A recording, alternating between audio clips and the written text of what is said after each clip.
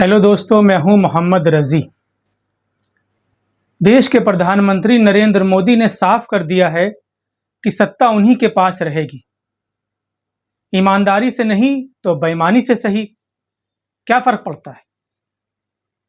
लोकतंत्र जाए भाड़ में, संविधान जाए भाड़ में, न्यायपालिका जाए भाड़ में। सत्ता की राह में जो भी रुकावट पैदा करेगा उसे रास्ते से हटा दिया जाएगा। अब आप सोच रहे होंगे कि हम ऐसा क्यों कह रहे हैं, तो चलिए यह भी जान लीजिए। मोदी सरकार ने गुरुवार को संसद में एक बिल पेश किया। खुश ना हो, यह बिल आपकी रोटी, कपड़ा और मकान के लिए नहीं है। यह बिल इसलिए है ताकि नरेंद्र मोदी अपनी मनमानी कर सके, अपनी पसंद का चुनाव आयुक्त चुन सके, एक ऐसा चीफ इलेक्शन कमिश्नर जो उनके इशारों पर नाचे, तोते की तरह उनकी हां में हां मिलाए, नैतिकता को ताक पर रखकर उनके आदेशों का पालन करे। अब सवाल यह है कि इसके लिए बिल लाने की क्या जरूरत थी। नरेंद्र मोदी और केंद्र की बीजेपी सरकार तो वैसे भी ये सारे काम कर रही है। माजरा समझ लीजिए।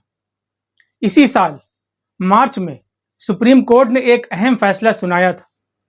सुप्रीम कोर्ट ने कहा था कि चुनाव आयुक्त अब सीधे प्रधानमंत्री नियुक्त नहीं कर सकेंगे। इसके लिए एक कमेटी बनेगी।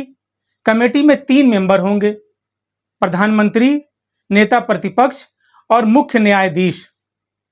तीनों की रजामंदी से राष्ट्रपति चुनाव आयुक्त की नियुक्ति करेंगे। सुप्रीम कोर्ट ने कहा था, लोकतंत्र को बनाए रखने के लिए चुनाव प्रक्रिया की निष्पक्षता बनाए रखी जानी चाहिए, नहीं तो इसके परिणाम अच्छे नहीं होंगे। वोट की ताकत सुप्रीम है, इससे मजबूत पार्टियां सत्ता हार सकती हैं। इलेक्शन कमीशन का स्वतंत्र होना जरूरी है।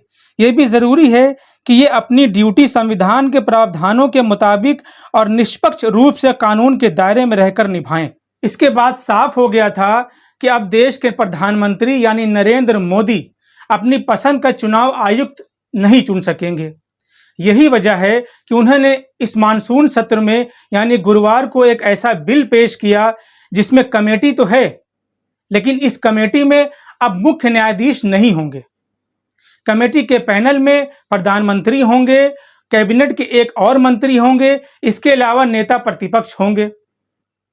मतलब अपनी पसंद का इलेक्शन कमिश्नर चुनना अब एकदम नरेंद्र मोदी के लिए आसान हो गया है। नेता प्रतिपक्ष अकेले होंगे, प्रधानमंत्री एक तरफ, उनके एक और मंत्री उनके साथ होंगे। जाहिर है फैसला 2-1 से हो जाएगा, यानी नेता प्रतिपक्ष कुछ भी नहीं कर पाएंगे। देश के प्रधानमंत्री अब आसानी से अपनी पसंद का इलेक्शन कमिश्नर नियुक्त कर सकेंगे। इसका यह भी मतलब है कि इलेक्शन कमीशन नरेंद्र मोदी के हिसाब से काम करेगा। अभी तक तो ये कहा जा रहा था कि सीबीआई उनके इशारों पर काम कर रही है, ईडी उनके इशारों पर काम कर रही है। अब यह भी साफ साफ कहा जाने लगेगा कि इलेक्शन कमीशन भी मोदी सरकार के इशारों पर काम कर रही है। वैसे तो इलेक्शन कमीशन खुद को निष्पक्ष बनाए रखने में बड़े बड़े दावे करती है। वो कहती है कि वो बायस्ड नहीं है, सरकार के मुताबिक काम तो करती है, लेकिन सरकार की मंशा के मुताबिक काम नहीं करती। वो वही करती है जो निष्पक्ष होता है, चुनाव के लिए जरूरी होता है। लेकिन इस तरह के फैसले बताते हैं कि चुनाव आयोग अब निष्पक्ष नहीं रह गया है। वो सरकार के आदेश के हिसाब से काम करती है, यानी जिस तरह सरकार उन्हें आदेश देती है वो वैसा ही काम करती है। ये विधेयक इस बात की दलील है कि सरकार को न्यायपालिका से कोई मतलब नहीं है। न्यायपालिका का कोई भी आदेश उनकी राह में रोड़ा बनेगा तो वो उस आदेश को पलट देंगे कानून बना करके। कांग्रेस ने इस विधेयक को संविधान विरोधी कहा है। कांग्रेस नेता सुरजेवाला ने इसे काला दिन कहा है। दिल्ली के मुख्यमंत्री अरविंद केजरीवाल ने भी इसे लेकर सरकार को आड़े हाथों लिया है। अरविंद केजरीवाल ने कहा कि मैं पहले ही कह चुका हूं कि नरेंद्र मोदी कोर्ट को नहीं मानते। वो जो भी आदेश आएगा उन्हें पसंद नहीं आएगा तो वो कानून बनाकर सुप्रीम कोर्ट के उस आदेश को पलट देंगे। दिल्ली विधेयक में भी यही हुआ था। इससे पहले सरकार दिल्ली विधेयक भी पास कर चुकी है। अब सवाल यह है कि मुख्यमंत्री और सरकार के पास कर्मचारियों के ट्रांसफर पोस्टिंग का अधिकार नहीं होगा तो किसके पास होगा। मोदी सरकार का आरोप है कि केजरीवाल अपनी मनमानी करके कर्मचारियों की पोस्टिंग और ट्रांसफर करते हैं। क्या ये नियम सिर्फ अरविंद केजरीवाल पर लागू होता है? उत्तर प्रदेश में भाजपा सरकार है, उसके पास भी तो कर्मचारियों और अधिकारियों को ट्रांसफर करने का अधिकार है। मध्य प्रदेश में बीजेपी की सरकार है, शिवराज सिंह चौहान के पास भी अधिकारियों और कर्मचारियों को ट्रांसफर करने का अधिकार है, उनकी पोस्टिंग का अधिकार है। क्या वो मनमानी नहीं कर रहे हैं? क्या गुजरात की सरकार मनमानी नहीं कर रही है? सिर्फ अरविंद केजरीवाल मनमानी कर रहे हैं?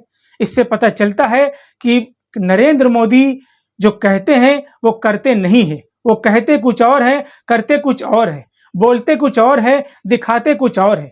उनकी नीयत कुछ और है, वो जाहिर कुछ और करते हैं। अब सवाल ये होता है कि देश की जनता इसे कब समझ पाएगी। चुनाव जैसे जैसे करीब आएगा वो इस तरह की बातें और भी ज्यादा करेंगे, इस तरह के कई बिल और पेश होंगे, इस तरह के कई ऐसे फैसले आएंगे जो संविधान, लोकतंत्र और न्याय को कुचल देने वाले होंगे। बहरहाल आज की वीडियो में इतना ही। वीडियो पसंद आया हो तो इसे लाइक और शेयर जरूर करें, चैनल को भी सब्सक्राइब करें। धन्यवाद।